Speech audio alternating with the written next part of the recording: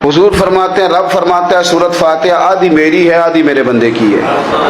جب اس نے کہا الحمدللہ رب العالمین الرحمن الرحیم مالک یوم الدین ایاک نعبد و ایاک نستعین، جب یہاں تک وہ لفظ کہتا ہے تو یہ حصہ میرا تھا۔ اس نے اپنے رب کی تعریف کی، اور جب کہا نا اس نے اہدنا الصراط المستقیم، اب بندے نے التجائیں شروع کر دی۔